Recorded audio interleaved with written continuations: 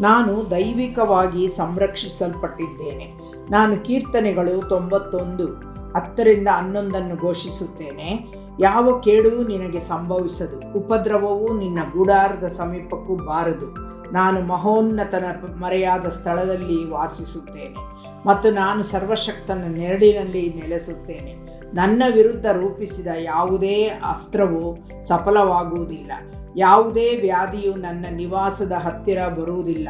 ನನ್ನ ಜೀವನ, ಕುಟುಂಬ, ಆರೋಗ್ಯ ಮತ್ತು ಭವಿಷ್ಯದ ವಿರುದ್ಧ ಶತ್ರುವಿನ ಪ್ರತಿಯೊಂದು ಯೋಜನೆಯನ್ನು ನಾನು ರದ್ದುಗೊಳಿಸುತ್ತೇನೆ. ಯೇಸುವಿನ ರಕ್ತವು ನನ್ನ ಹೊರಗೆ ಹೋಗುವುದನ್ನು ಮತ್ತು ಒಳಗೆ ಬರುವುದನ್ನು ಆವರಿಸಿದೆ. ದೇವದೂತರು ನನ್ನ ಸುತ್ತಲೂ ನಿಯೋಜಿಸಲ್ಪಟ್ಟಿದ್ದಾರೆ. ರಸ್ತೆಯ ಮೂಲಕ, ವಿಮಾನದ ಮೂಲಕ, ಕಾಲ್ನಡಿಗೆಯ ಮೂಲಕ ನನ್ನ ಹೆಸರು ಪರಲೋಕದಲ್ಲಿ ಬರೆಯಲ್ಪಟ್ಟಿದೆ ಮತ್ತು ಕರ್ತರು ನನಗೆ ಗುರಾಣಿ ಮತ್ತು ರಕ್ಷಣೆ. ಇದು ನನ್ನ ಘೋಷಣೆ ಯೇಸುವಿನ ಹೆಸರಿನಲ್ಲಿ. ಆಮೇನ್. ದೇವರ ನಾಮಕ್ಕೆ ಸ್ತೋತ್ರವಾಗಲಿ. ನಾವು ಆರಾಧನೆ ಮಾಡುವ ದೇವರು ತಲೆಮಾರುಗಳ ದೇವರು. ಆತನು ಅಬ್ರಹಾಂ, ಈಸಾಕ್, ಯಾಕೋಬನ ದೇವರು. ಸಂತತಿಯು ಆತನನ್ನು ಆರಾಧನೆ ಮಾಡುವುದಕ್ಕಾಗಿ ತಲೆಮಾರುಗಳನ್ನು ಆರಿಸಿಕೊಳ್ಳುವ ದೇವರು ಆತನಾಗಿದ್ದಾನೆ. ಆತನನ್ನು ಆರಾಧನೆ ಮಾಡಲಿಕ್ಕಾಗಿ ಕರೆಯಲ್ಪಟ್ಟ ನಾವುಗಳು ಧನ್ಯರಾಗಿದ್ದೇವೆ. ಬನ್ನಿರಿ, ಒಟ್ಟಾಗಿ ಸೇರಿ ಕರ್ತನ ನಾಮವನ್ನು ಆರಾಧಿಸಿ ಸ್ತುತಿಸೋಣ. ಅಬ್ರಹಾಮನ ದೇವರೇ ನಿನಗೆ ಆರಾಧನೆ, ಇಸಾಕನ ದೇವರೇ ನಿನಗೆ ಆರಾಧನೆ, ಅಬ್ರಹಾಮನ ದೇವರೇ ನಿನಗೆ ಆರಾಧನೆ, ಇಸಾಕನ ದೇವರೇ ನಿನಗೆ ಆರಾಧನೆ, ಯಾಕೋಬಿನ ದೇವರೇ ನಿನಗೆ, ಯಾಕೋಬಿನ ದೇವರೇ ನಿನಗೆ ಆರಾಧನೆ, ಆರಾಧನೆ, ತಂದೆ ಮಗನಿಗೆ ಪವಿತ್ರಾತ್ಮನಿಗೆ ನಾ ಮಾಡುವೆ ಆರಾಧನೆ, ತಂದೆ ಮಗನಿಗೆ ಪವಿತ್ರಾತ್ಮನಿಗೆ ನಾ ಮಾಡುವೆ ಆರಾಧನೆ, ಆರಾಧನೆ, ಆರಾಧನೆ, ಆರಾಧನೆ, ಆರಾಧನೆ. ಹೌದು, ನಾವು ಸುಖವಾಗಿ ಬಾಳಿ ಬದುಕಬೇಕೆಂಬುದಾಗಿ ನಮ್ಮನ್ನು ದೇವರು ಉಂಟು ಮಾಡಿದ್ದಾನೆ. ನಾವು ಸಂತೋಷವಾಗಿ ಬದುಕಬೇಕೆಂಬುದಾಗಿ ದೇವರು ನಮ್ಮನ್ನು ನಿರ್ಮಿಸಿದ್ದಾನೆ. ಅದನ್ನು ಆರಾಧನೆಯಾಗಿ ಆತನ ಮುಂದೆ ಕೂಗಿ ಹೇಳೋಣ. ದೇವರೇ, ನೀನಿಷ್ಟು ಒಳ್ಳೆಯವನಾಗಿದೆಯಲ್ಲಪ್ಪ, ನಿನಗೆ ಸ್ತೋತ್ರ ಸ್ವಾಮಿ.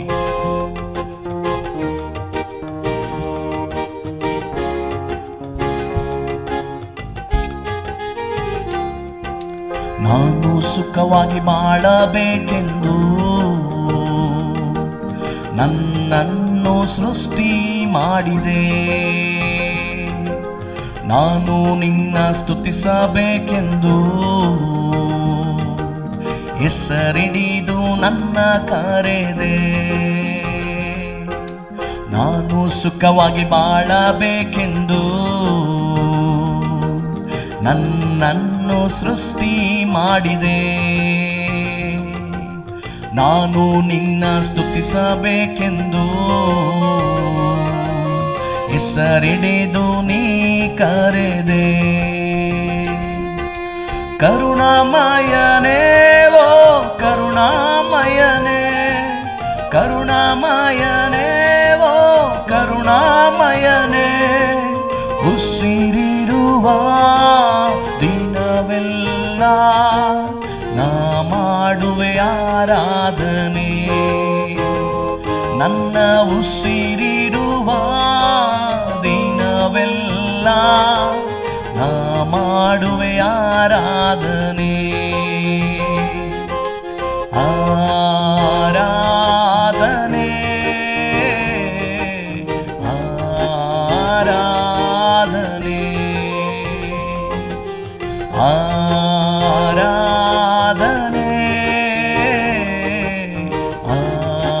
ಆರಾಧನೆ. ನಮ್ಮ ಹೃದಯದ ಆಲೋಚನೆ, ನಮ್ಮ ನೆನಪೆಲ್ಲ ಆತನೇ ಆಗಿರುವ ಕಾರಣ ಆತನನ್ನು ವರ್ಣಿಸುವುದು, ಆತನ ನಾಮವನ್ನು ಘನಪಡಿಸುವುದು ಅದು ನಮಗೆ ಭಾಗ್ಯದಾಯಕ, ಅದು ನಮಗೆ ಆನಂದ. ಆತನನ್ನು ಆರಾಧಿಸೋಣ, ಆತನನ್ನು ಘನಪಡಿಸೋಣ. ಇದಕ್ಕಿಂತ ಉತ್ತಮವಾದದ್ದು ಬೇರೆ ಯಾವುದು ನಮ್ಮ ಜೀವಿತದಲ್ಲಿ ಇಲ್ಲ ಪ್ರಿಯರೇ. ಆತನನ್ನು ಆರಾಧಿಸುವುದೇ ನಮಗೆ ಶ್ರೇಷ್ಠ ಸೌಭಾಗ್ಯ. ಹೃದಯದ ತುಂಬ ನಿನ್ನ ಜ್ಞಾಪಕ, ಅದನ್ನು ಬಿಟ್ಟರೆ ಬೇರೆ ನಿಲ್ಲಪ್ಪ. ಲೋಕವೆಲ್ಲ ಹುಡುಕಿ ನಾ ಬಂದೆ, ಎಲ್ಲೂ ಸಿಗಲಿಲ್ಲ ನಿನ್ನಂತ ತಂದೆ. ಹೃದಯದ ತುಂಬ ನಿನ್ನ ಜ್ಞಾಪಕ, ಅದನ್ನು ಬಿಟ್ಟರೆ ಬೇರೆ ನಿಲ್ಲಪ್ಪ. ಲೋಕವೆಲ್ಲ ಹುಡುಕಿ ನಾ ಬಂದೆ, ಎಲ್ಲೂ ಸಿಗಲಿಲ್ಲ ನಿನ್ನಂತ ತಂದೆ. ಕೃಪಾಪೂರ್ಣನೇ ಓ ಕೃಪಾಪೂರ್ಣನೇ, ಕೃಪಾಪೂರ್ಣನೇ ಓ ಕೃಪಾಪೂರ್ಣನೇ. ಬದುಕಿರುವ ದಿನವೆಲ್ಲ ನಾ ಮಾಡುವೆ ಆರಾಧನೆ. ನಾನು ಬದುಕಿರುವ ದಿನವೆಲ್ಲ ನಾ ಮಾಡುವೆ ಆರಾಧನೆ. ಆರಾಧನೆ ಆರಾಧನೆ ಆರಾಧನೆ ಆರಾಧನೆ.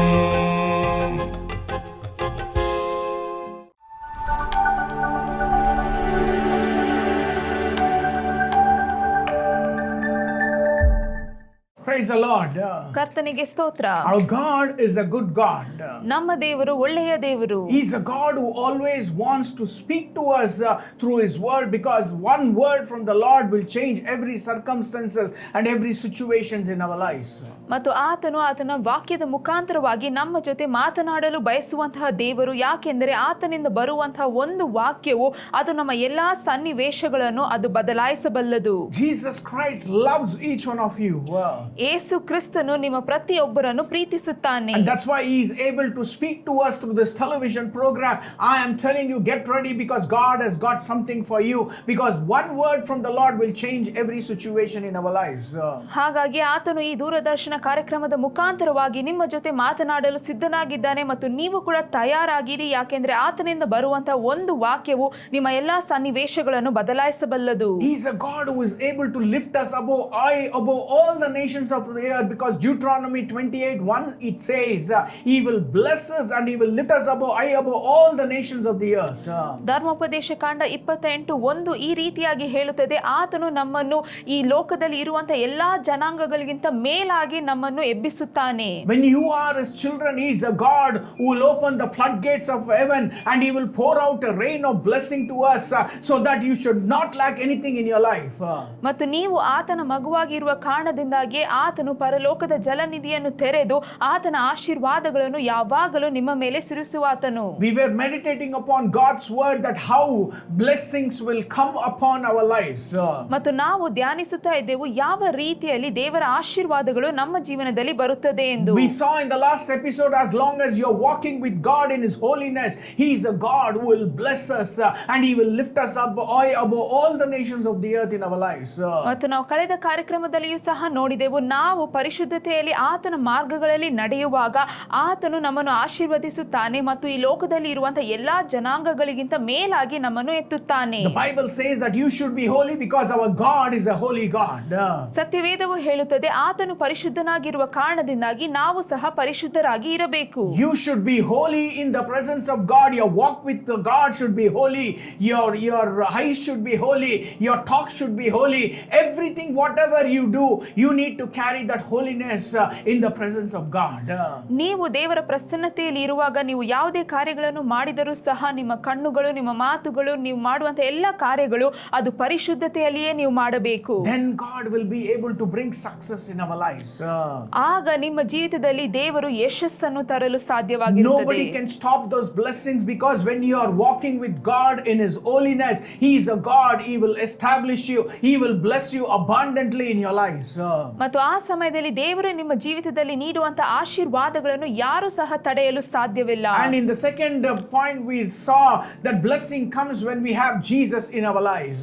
ಮತ್ತು ಎರಡನೇದಾಗಿ ನಾವು ನೋಡಿದೆವು, ನಮ್ಮ ಜೀವಿತದಲ್ಲಿ ಯೇಸು ಕ್ರಿಸ್ತನು ಇರುವಾಗ ಆಶೀರ್ವಾದಗಳು ಬರುತ್ತದೆ. And we meditated upon Joseph, how God was there with Joseph. He was able to be prospered and he was successful. ಮತ್ತು ನಾವು ಯೋಸೇಫನ ಜೀವಿತದ ಕುರಿತಾಗಿ ಧ್ಯಾನಿಸಿದೆವು, ಯಾವ ರೀತಿಯಲ್ಲಿ ಯೆಹೋವನು ಆತನ ಜೊತೆ ಇದ್ದ ಕಾರಣದಿಂದಾಗಿ ಆತನು ಮಾಡಿದ ಎಲ್ಲಾ ಕಾರ್ಯಗಳಲ್ಲಿ ಆತನು ಸಫಲತೆ ಹೊಂದಿದನು. Many of us, we fail in our life because we don't have God, or we seek God, we don't keep God in our life. That's why we see defeat and we go through problems in our lives. ಎಷ್ಟೋ ಜನರು ನಾವು ಸೋಲುಗಳನ್ನು ಮತ್ತು ಎಷ್ಟೋ ಸಮಸ್ಯೆಗಳನ್ನು ನಾವು ಎದುರಿಸುತ್ತೇವೆ. ಇದಕ್ಕೆ ಕಾರಣ ಏನೆಂದರೆ ನಾವು ದೇವರನ್ನು ನಮ್ಮ ಜೀವಿತದಲ್ಲಿ ಇನ್ನೂ ಇಟ್ಟುಕೊಂಡಿಲ್ಲ. When you have God with us, you will never see defeat, but you will be successful and God will bless you in your life. ಆದರೆ ನೀವು ನಿಮ್ಮ ಜೀವಿತದಲ್ಲಿ ದೇವರನ್ನು ಇರಿಸಿಕೊಳ್ಳುವಾಗ ನಿಮ್ಮ ಜೀವಿತದಲ್ಲಿ ಯಾವುದೇ ಕಾರಣಕ್ಕೂ ನೀವು ಸೋಲುಗಳನ್ನು ನೋಡುವುದೇ ಇಲ್ಲ. And the third point, we were meditating that we need to seek God in our life. When we seek God, the blessings will come in our lives. ಮತ್ತು ಮೂರನೇದಾಗಿ ನಾವು ನೋಡಿದೆವು, ನಾವು ಯಾವಾಗಲೂ ದೇವರ ಮೊರೆ ಹೋಗಬೇಕು, ದೇವರನ್ನು ಹುಡುಕಬೇಕು. Only when we go through problems or when we need not to go to God, but every day our relationship with God, and we need to seek God in our lives.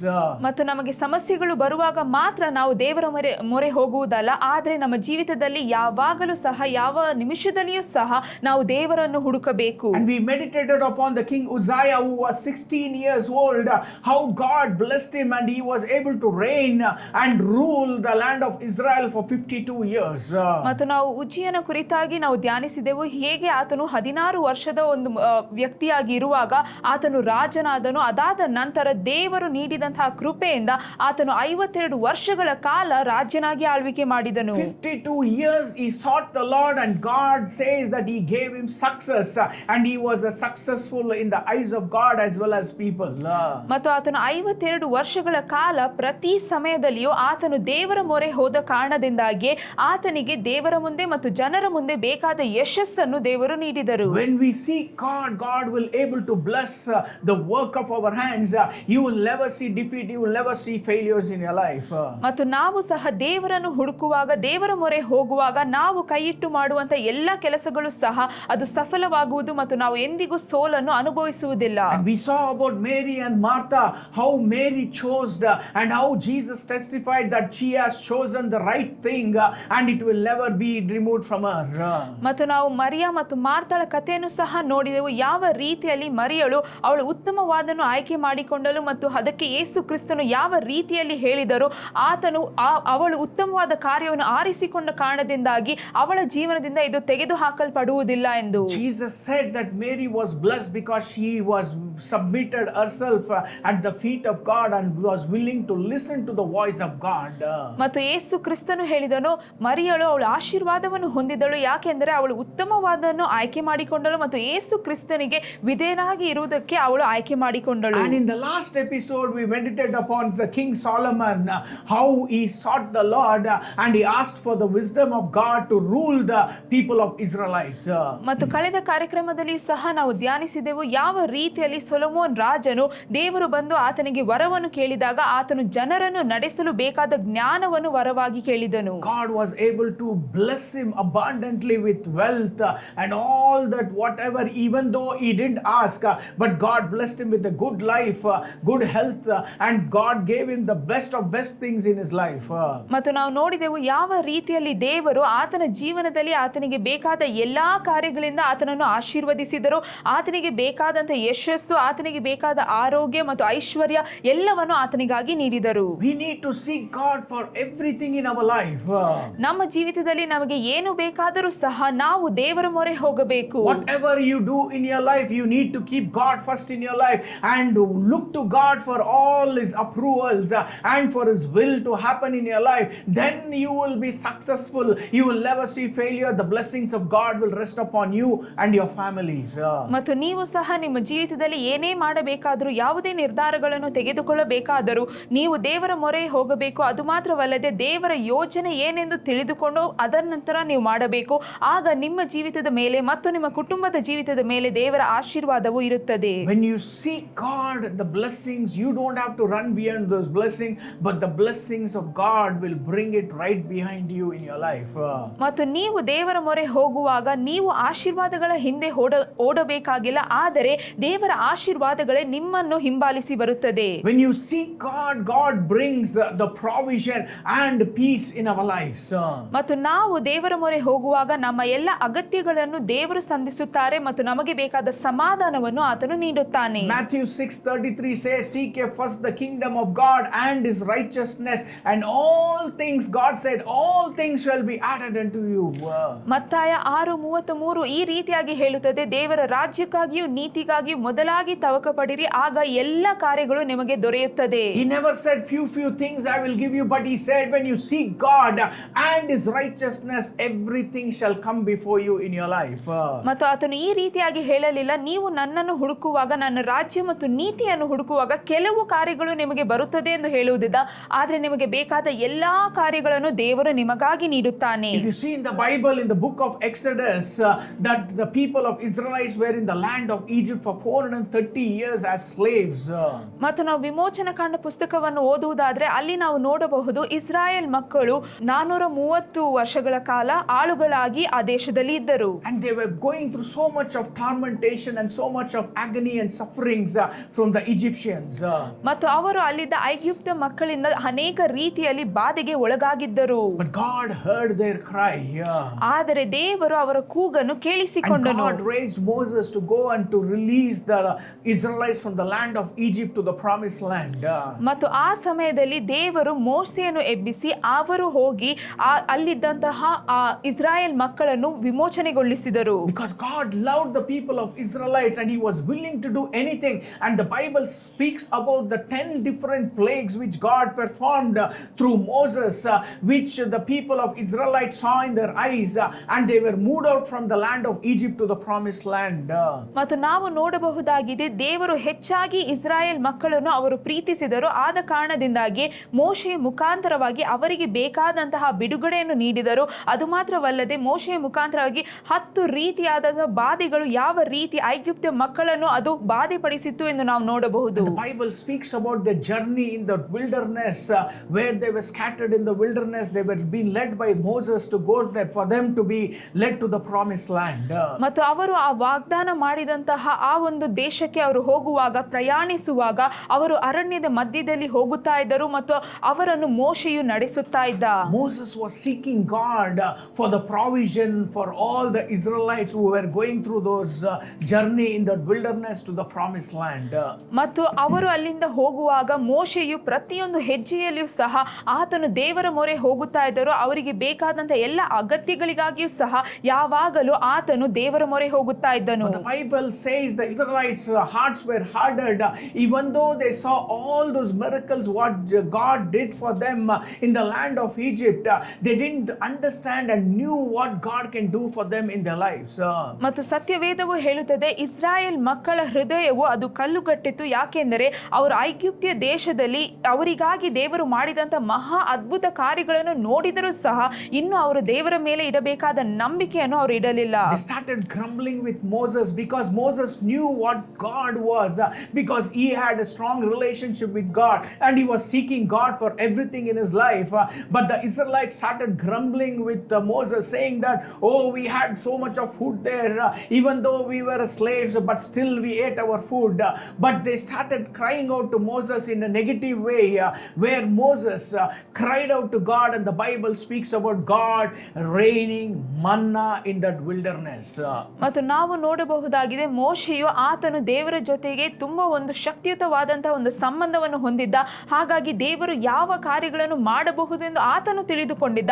ಆದರೆ ಈ ಇಸ್ರಾಯೇಲ್ ಮಕ್ಕಳು ಅವರಿಗೆ ತಿಳಿಯದಿದ್ದ ಕಾರಣ ಅವರು ಮೋಶೆಯ ಬಳಿ ಹೋಗಿ ಅವರು ಗುಣಗುಟ್ಟುತ್ತಾ ಇದ್ದರು ಮತ್ತು ಹೇಳುತ್ತಾ ಇದ್ದರು, ನಾವು ಐಗುಪ್ತ್ಯ ದೇಶದಲ್ಲಿ ಇದ್ದಾಗ ಆಳುಗಳಾಗಿದ್ದರೂ ಸಹ ನಾವು ಒಳ್ಳೆಯ ಊಟವನ್ನು ಮಾಡುತ್ತಾ ಇದ್ದೆವು, ಆದರೆ ಈಗ ಅರಣ್ಯದ ಮಧ್ಯದಲ್ಲಿ ನಮ್ಮ ಬಳಿ ಏನೂ ಇಲ್ಲ ಎಂದು ಹೇಳುತ್ತಾ ಇದ್ದರು.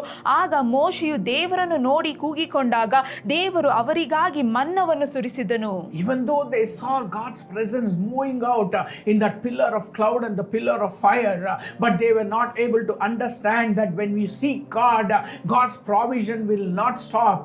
But the Bible says even Moses sought the Lord, God was able to rain down manna among the wilderness, and they were able to eat manna not monthly but every day. New manna was coming down from heaven for them to eat. ಮತ್ತು ನಾವು ಸಹ ನೋಡಬಹುದು, ದೇವರ ಒಂದು ಪ್ರಸನ್ನತೆಯು ಯಾವಾಗಲೂ ಅವರ ಮುಂದೆ ಮತ್ತು ಅವರ ಹಿಂದೆ ಹೋಗುತ್ತಲೇ ಇತ್ತು. ಮತ್ತು ಆ ಒಂದು ಸಮಯದಲ್ಲಿ ಮೋಶೆಯು ದೇವರನ್ನು ನೋಡಿ ಕೂಗಿಕೊಂಡಾಗ ದೇವರು ಅವರಿಗೆ ಇದ್ದಂತಹ ಅಗತ್ಯವನ್ನು ನೋಡಿಕೊಂಡರು ಮತ್ತು ಅವರಿಗೆ ತಿಂಗಳಿಗೆ ಒಂದು ಸಲ ಅಲ್ಲ, ಆದರೆ ಪ್ರತಿ ದಿನವೂ ಸಹ ಹೊಸ ಮನ್ನವನ್ನು ದೇವರು ಅವರಿಗಾಗಿ ನೀಡುತ್ತಾ ಇದ್ದರು. God provided manna daily. It is not weekly or monthly. They had to depend on God on everyday basis, where God provided them manna in that land, in that wilderness. ಮತ್ತು ನಾವು ಸಹ ನೋಡಬಹುದಾಗಿದೆ, ಅವರು ಅರಣ್ಯದಲ್ಲಿ ಇರುವಾಗ ವಾರಕ್ಕೆ ಒಂದು ಸಲ, ತಿಂಗಳಿಗೆ ಒಂದು ಸಲ ಎಂದು ಅಲ್ಲ, ಆದರೆ ಅವರು ದೇವರನ್ನು ಅವಲಂಬಿಸಿ ಜೀವಿಸುತ್ತಾ ಇದ್ದಾಗ ಪ್ರತಿ ದಿನವೂ ದೇವರು ಅವರಿಗೆ ಬೇಕಾದ ಆಹಾರವನ್ನು ಮನ್ನವಾಗಿ ಸುರಿಸುತ್ತಾ ಇದ್ದ. God was leading them from the land of Egypt to the promised land by providing all their needs, because his presence was there. As long as they were looking to God, God was able to bless them abundantly in their lives. ಮತ್ತು ನಾವು ನೋಡಬಹುದಾಗಿದೆ, ಅವರು ಐಗುಪ್ತ್ಯ ದೇಶದಿಂದ ಆ ವಾಗ್ದಾನ ಮಾಡಿದಂತಹ ದೇಶಕ್ಕೆ ಹೋಗುವಾಗ ಆ ದೇವರ ಪ್ರಸನ್ನತೆಯು ಅವರು ಮುಂದಾಗಿ ಹೋಗುತ್ತಾ ಇತ್ತು. ಮತ್ತು ಅವರು ಯಾವಾಗ ಎಲ್ಲ ದೇವರನ್ನು ಅವಲಂಬಿಸುತ್ತಾ ಇದ್ದರು, ದೇವರ ಪ್ರಸನ್ನತೆಯನ್ನು ಹುಡುಕುತ್ತಾ ಇದ್ದರು, ಆ ಸಮಯದಲ್ಲಿ ದೇವರು ಅವರಿಗೆ ಬೇಕಾದಂತಹ ಆಹಾರಗಳನ್ನು ಅವರಿಗಾಗಿ ನೀಡಿದರು. We see in our lives too many times we don't seek God, we don't know the presence of God, we don't remember the miracles what God would have done in our lives. We murmur against God in so many ways, but he is a God who can rain manna in the land of wilderness. But even more that we need to understand, he is a God of miracles. He can do much more things in our lives. ಮತ್ತು ನಾವು ಸಹ ನಮ್ಮ ಜೀವಿತದಲ್ಲಿ ನೋಡಬಹುದಾಗಿರಬಹುದು, ಎಷ್ಟೋ ಸಲ ನಾವು ದೇವರ ಪ್ರಸನ್ನತೆಗೆ ಹೋಗುವುದಿಲ್ಲ ಮತ್ತು ದೇವರನ್ನು ಹುಡುಕದೇ ಇರಬಹುದು. ಆದರೆ ಎಷ್ಟೋ ಸಲ ನಾವು ದೇವರ ಹಿಂದೆ ಮಾತನಾಡುತ್ತೇವೆ, ಗುಣಗುಟ್ಟುತ್ತೇವೆ, ಆದರೆ ದೇವರು, ನಮ್ಮ ದೇವರು ಅದ್ಭುತಗಳನ್ನು ಮಾಡುವಂತಹ ದೇವರು ಮತ್ತು ನಮಗೆ ಇರುವಂತಹ ಎಲ್ಲ ಅವಶ್ಯಕತೆಗಳನ್ನು ಆತನು ನೋಡಿಕೊಳ್ಳುವಂತಹ ದೇವರು. When you seek God daily, God brings your provision, God brings your needs, and God's peace will rest upon your life. You will never lack anything in your lives. ಮತ್ತು ನೀವು ಸಹ ಪ್ರತಿ ದಿನ ದೇವರ ಮೊರೆ ಹೋಗುವಾಗ, ಆತನ ಪ್ರಸನ್ನತೆಯನ್ನು ಹುಡುಕುವಾಗ, ಆತನು ನಿಮಗೆ ಬೇಕಾಗಿರುವಂತಹ ಎಲ್ಲಾ ಕಾರ್ಯಗಳನ್ನು ನೋಡಿಕೊಳ್ಳುತ್ತಾನೆ. ನಿಮ್ಮ ಜೀವಿತದಲ್ಲಿ ಇರುವಂತಹ ಎಲ್ಲ ಅವಶ್ಯಕತೆಗಳನ್ನು ಆತನು ಸಂಧಿಸುತ್ತಾನೆ ಮತ್ತು ನಿಮ್ಮ ಜೀವಿತದಲ್ಲಿ ಸಮಾಧಾನವನ್ನು ನೀಡುತ್ತಾನೆ. When you desire to seek God every day in your life, you shall not lack anything. Don't seek God occasionally, but every day for every need in your life. You need to depend on God, that he is a God who can rain manna in the wilderness. He is a God who can change every situation in our lives. ಮತ್ತು ನೀವು ಸಹ ನಿಮ್ಮ ಜೀವಿತದಲ್ಲಿ ಯಾವಾಗಲೂ ಒಂದು ಸಲ ಮಾತ್ರ ದೇವರ ಪ್ರಸನ್ನತೆಗೆ ಹೋಗುವುದಲ್ಲ, ಆದರೆ ನಿಮ್ಮ ಜೀವಿತದಲ್ಲಿ ಇರುವಂತಹ ಪ್ರತಿ ಸಮಸ್ಯೆಗಳು, ಪ್ರತಿ ಅವಶ್ಯಕತೆಗಳು ಮತ್ತು ಪ್ರತಿ ನಿಮಿಷವೂ ಸಹ ನೀವು ದೇವರ ಮೊರೆ ಹೋಗುವಾಗ, ದೇವರ ಪ್ರಸನ್ನತೆಯನ್ನು ಹುಡುಕುವಾಗ, ಆಗ ಅರಣ್ಯದಲ್ಲಿ ಮನ್ನವನ್ನು ಸುರಿಸಿದ ದೇವರು ಇವತ್ತು ನಿಮಗೆ ಇರುವಂತಹ ಎಲ್ಲ ಅವಶ್ಯಕತೆಗಳನ್ನು ಸಹ ಆತನು ನೋಡಿಕೊಳ್ಳುತ್ತಾನೆ. Seek ye first the kingdom of God and his righteousness, and all things shall be added into your lives. ದೇವರ ರಾಜ್ಯಕ್ಕಾಗಿಯೂ ನೀತಿಗಾಗಿಯೂ ಮೊದಲು ತವಕ ಪಡಿರಿ, ಆಗ ಎಲ್ಲಾ ಕಾರ್ಯಗಳು ನಿಮಗೆ ದೊರೆಯುವುದು. We are so much worried about so many unwanted things. We are so much worried about, how am I going to pay those loans? How God is going to provide all our needs? But I want to tell you, when you seek God, when you have a stronger relationship with God, my God shall supply all your needs.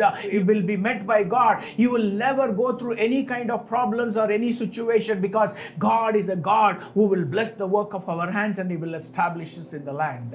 ಮತ್ತು ನಾವು ಸಹ ನಮ್ಮ ಜೀವಿತದಲ್ಲಿ ಎಷ್ಟೋ ಬೇಡದೇ ಇರುವ ಕಾರ್ಯಗಳ ಬಗ್ಗೆ ನಾವು ಚಿಂತಿಸಬಹುದು ಮತ್ತು ಯಾವ ರೀತಿಯಲ್ಲಿ ನಾವು ನಮ್ಮ ಸಾಲವನ್ನು ತೀರಿಸಬಹುದು, ಲೋನ್ಗಳನ್ನು ಕಟ್ಟಬಹುದು, ಎಲ್ಲಾ ಕಾರ್ಯಗಳು ನಮ್ಮನ್ನು ಚಿಂತೆ ಪಡಿಸುತ್ತಾ ಇರಬಹುದು. ಆದರೆ ನಾವು ದೇವರ ಮೊರೆ ಹೋಗುವಾಗ, ಆತನ ರಾಜ್ಯ ಮತ್ತು ಆತನ ನೀತಿಯನ್ನು ನಾವು ಮೊದಲಾಗಿ ಹುಡುಕುವಾಗ, ಆತನು ನಮಗೆ ಬೇಕಾದ ಎಲ್ಲಾ ಕಾರ್ಯಗಳನ್ನು ನೋಡಿಕೊಳ್ಳುತ್ತಾನೆ. ನಮಗೆ ಬೇಕಾದಂಥ ಎಲ್ಲ ಕಾರ್ಯಗಳನ್ನು ಆತನು ಸಂಧಿಸುತ್ತಾನೆ. ಅದು ಮಾತ್ರವಲ್ಲದೆ ನಾವು ಕೈ ಇಟ್ಟು ಮಾಡುವಂಥ ಎಲ್ಲ ಕಾರ್ಯಗಳಲ್ಲಿ ಆತನು ಸಫಲತೆಯನ್ನು ತರುತ್ತಾನೆ. Seek first the kingdom of God and His righteousness, everything shall be added into your lives.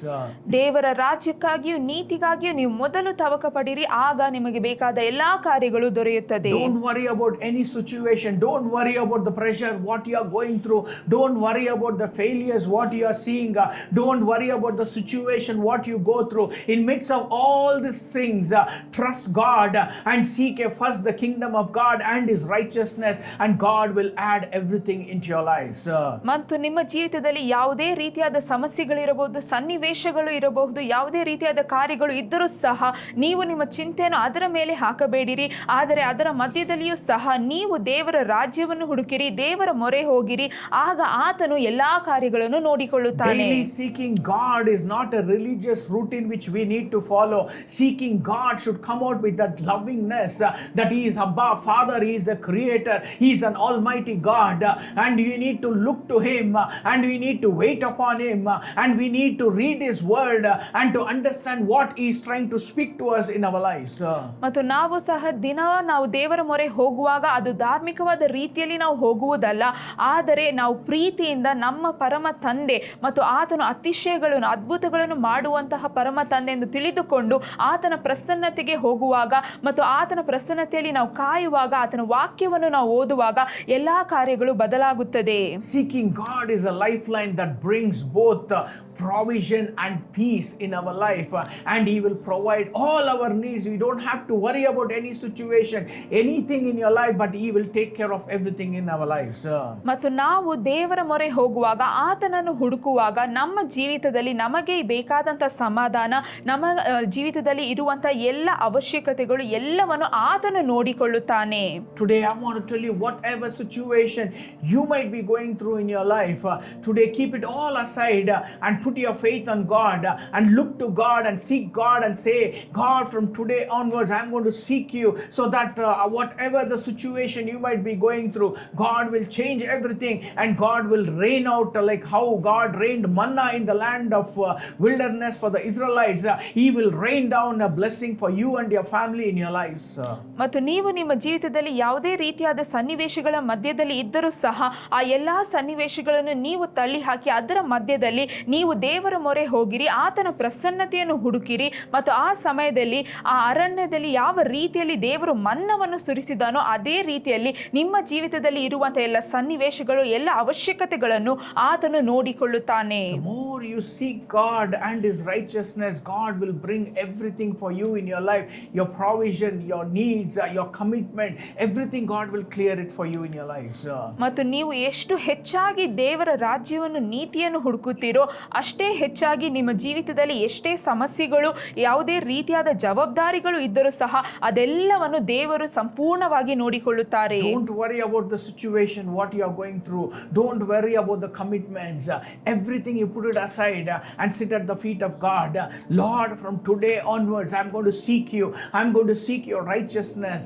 Show that love and affection towards God. God will be able to do much more things in your lives. ಮತ್ತು ನೀವು ಸಹ ನಿಮ್ಮ ಜೀವಿತದಲ್ಲಿ ಅದು ಯಾವುದೇ ರೀತಿಯಾದ ಸನ್ನಿವೇಶಗಳು, ಚಿಂತೆಗಳು ಇದ್ದರೂ ಸಹ ಎಲ್ಲವನ್ನು ಬಿಟ್ಟು ಹಾಕಿರಿ ಮತ್ತು ಹೇಳಿರಿ, ದೇವರೇ, ಇವತ್ತಿನಿಂದ ನಾನು ನಿಮ್ಮನ್ನು ಹುಡುಕುತ್ತೇನೆ, ನಿಮ್ಮನ್ನು ಪ್ರೀತಿಸುತ್ತೇನೆ, ನಿಮ್ಮ ಒಂದು ಪ್ರಸನ್ನತೆಯಲ್ಲಿ ಕಾಯುತ್ತೇನೆ. ಆ ಸಮಯದಲ್ಲಿ ದೇವರು ಎಲ್ಲವನ್ನು ನೋಡಿಕೊಳ್ಳುತ್ತಾನೆ, ಎಲ್ಲವನ್ನು ಬದಲಾಯಿಸುತ್ತಾನೆ. Let's pray right now. ನಾವು ಪ್ರಾರ್ಥಿಸೋಣ. Today, as you pray in the presence of God, God. ಇವತ್ತು ನೀವು ದೇವರ ಪ್ರಸನ್ನತೆಯಲ್ಲಿ ಪ್ರಾರ್ಥಿಸುವಾಗ Make a commitment with God that you will seek Him all the days of your life and you will look to Him for everything in your life so that He will be able to bless you in every walk of your life. ನೀವು ದೇವರ ಜೊತೆಗೆ ಒಂದು ಒಪ್ಪಂದವನ್ನು ಮಾಡಿಕೊಳ್ಳಿರಿ. ಇವತ್ತಿನಿಂದ ಪ್ರತಿದಿನ ನೀವು ದೇವರ ಮೊರೆ ಹೋಗುತ್ತೀರಾ ಎಂದು.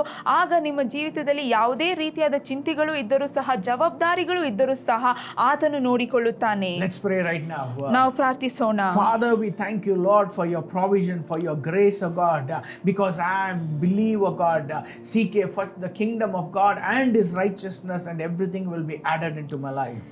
ದೇವರೇ, ನಿಮ್ಮ ಒಂದು ಕೃಪೆಗಾಗಿ ನಾವು ಸ್ತೋತ್ರಗಳನ್ನು ಹೇಳುತ್ತಾ ಇದ್ದೇವೆ. ಯಾಕೆಂದ್ರೆ ನಿಮ್ಮ ವಾಕ್ಯವು ಹೇಳುತ್ತದೆ, ನೀವು ಮೊದಲನೇದಾಗಿ ದೇವರ ರಾಜ್ಯಕ್ಕಾಗಿಯೂ ನೀತಿಗಾಗಿಯೂ ತವಕ ಪಡಿರಿ, ಹಾಗೆ ನಿಮಗೆ ಬೇಕಾದ ಎಲ್ಲಾ ಕಾರ್ಯಗಳನ್ನು ದೇವರು ನೀಡುತ್ತಾನೆ. Today we look to you, Lord, for you spoke to us to seek you, O God, and your kingdom and your righteousness, O God, and we believe, O God, not only the blessings of God, that we will see the protection of God, we will see the provision in our life, we will see a peace in our family, in every walk of our life. ಮತ್ತು ಇವತ್ತು ಸಹ ನೀವು ನಮಗೆ ಹೇಳಿಕೊಟ್ಟಿದ್ದೀರಾ, ನಾವು ಯಾವಾಗಲೂ ದೇವರ ರಾಜ್ಯಕ್ಕಾಗಿ ಮತ್ತು ನಿಮ್ಮ ನೀತಿಗಾಗಿ ನಾವು ತವಕ ಪಡಬೇಕು ಎಂದು. ಮತ್ತು ನೀವು ಹೇಳಿದ್ದೀರಾ, ನೀವು ಎಲ್ಲಾ ಕಾರ್ಯಗಳನ್ನು ನೋಡಿಕೊಳ್ಳುತ್ತೀರಾ. ನಮ್ಮ ಕುಟುಂಬದಲ್ಲಿಯೂ ಸಹ ನಮಗೆ ಬೇಕಾದಂತಹ ಎಲ್ಲ ಅವಶ್ಯಕತೆಗಳು ಏನೇ ಆಗಿದ್ದರೂ ಸಹ ನೀವು ನೀಡುತ್ತೀರಾ ಮತ್ತು ನೀವು ನಮ್ಮನ್ನು ಸಂರಕ್ಷಿಸುತ್ತೀರಾ ಎಂದು. Put my faith in you, Jesus. ನಾನು ನನ್ನ ವಿಶ್ವಾಸವನ್ನು ನಿಮ್ಮ ಮೇಲೆ ಹಾಕುತ್ತಾ ಇದ್ದೇನೆ I am ಯೇಸುವೇ. a sinner, Lord, forgive my sins, Lord. ನಾನು ಒಂದು ಪಾಪಿಯಾಗಿದ್ದೇನೆ, ನನ್ನ ಎಲ್ಲ ಪಾಪಗಳನ್ನು ನೀವು ತೊಳೆಯಿರಿ. All these days I did not seek you, Lord, but today onwards I am going to make my mind to seek you all the days of my life, O God. ಈ ಎಲ್ಲಾ ದಿನಗಳು ನಾನು ನಿಮ್ಮನ್ನು ಹುಡುಕಲಿಲ್ಲ, ನಿಮ್ಮ ಮೊರೆ ಬರಲಿಲ್ಲ. ಆದರೆ ಇವತ್ತು ನಾನು ಹೇಳುತ್ತಾ ಇದ್ದೇನೆ, ನಾನು ನನ್ನ ಜೀವಿತದ ಪ್ರತಿ ದಿನವೂ ಸಹ ನಿಮ್ಮ ಮೊರೆ ಹೋಗಲಿದ್ದೇನೆ. Cleanse me and wash me with your precious blood. ಮತ್ತು ನಿಮ್ಮ ಪರಿಶುದ್ಧ ರಕ್ತದಿಂದ ನನ್ನನ್ನು ತೊಳೆಯಿರಿ ಮತ್ತು ಶುದ್ಧೀಕರಿಸಿರಿ. Lord, come into my life, and I believe that you died for me, buried for me, and God rose you again, and you are alive. Today change my life completely, Lord, when you come into my life. ದೇವರೇ, ನಾನು ವಿಶ್ವಾಸಿಸುತ್ತಾ ಇದ್ದೇನೆ, ನೀವು ನನಗಾಗಿ ಬಂದಿದ್ದೀರಾ, ಮರಣ ಹೊಂದಿದ್ದೀರಾ. ಅದು ಮಾತ್ರವಲ್ಲದೆ ನೀವು ಮತ್ತೆ ಜೀವಂತವಾಗಿ ಎದ್ದಿದ್ದೀರಾ. ಇವತ್ತು ನೀವು ನನ್ನ ಜೀವನದ ಒಳಗಾಗಿ ಬನ್ನಿರಿ. Stretch forth your hand, O God, take total control, and Jesus Christ is my Lord and Savior in all the walk of my life, O God. ನೀವು ನಿಮ್ಮ ಕೈಗಳನ್ನು ಚಾಚಿರಿ. ಅದು ಮಾತ್ರವಲ್ಲದೆ ನೀವೇ ನನ್ನ ಜೀವನದ ಕರ್ತನು ಮತ್ತು ರಕ್ಷಕನೂ ಆಗಿ ಇದ್ದೀರಾ ಎಂದು ನಂಬುತ್ತೇನೆ ಮತ್ತು ನಾನು ಯಾವಾಗಲೂ ನಿಮ್ಮನ್ನೇ ಹಿಂಬಾಲಿಸುತ್ತೇನೆ. We give you glory, we give you honor. ಎಲ್ಲ ಮಹಿಮೆ, ಎಲ್ಲ ಘನತೆ ನಿಮಗೆ. In Jesus' name we pray. ಯೇಸುವಿನ ನಾಮದಲ್ಲಿ ಪ್ರಾರ್ಥಿಸುತ್ತಾ ಇದ್ದೇನೆ. Amen. Amen. Seek ye first the kingdom of God and His righteousness. Everything God will add in your life. ನೀವು ಮೊದಲನೇದಾಗಿ ದೇವರ ರಾಜ್ಯಕ್ಕಾಗಿಯೂ ನೀತಿಗಾಗಿಯೂ ತವಕ ಪಡಿರಿ, ಆಗ ನಿಮಗೆ ಬೇಕಾದ ಎಲ್ಲಾ ಕಾರ್ಯಗಳನ್ನು ದೇವರು ನಿಮಗಾಗಿ ನೀಡುತ್ತಾನೆ. You will see the blessings coming in your life and into your family. ಮತ್ತು ದೇವರ ಆಶೀರ್ವಾದಗಳು ನಿಮ್ಮ ಜೀವನದಲ್ಲಿಯೂ ನಿಮ್ಮ ಕುಟುಂಬದಲ್ಲಿಯೂ ಬರುವುದನ್ನು ನೀವು ನೋಡುತ್ತೀರಾ. Jesus loves you. God bless you. ಯೇಸು ನಿಮ್ಮನ್ನು ಪ್ರೀತಿಸುತ್ತಾನೆ ಮತ್ತು ದೇವರು ನಿಮ್ಮನ್ನು ಆಶೀರ್ವದಿಸಲಿ. Amen. ಆಮೆನ್.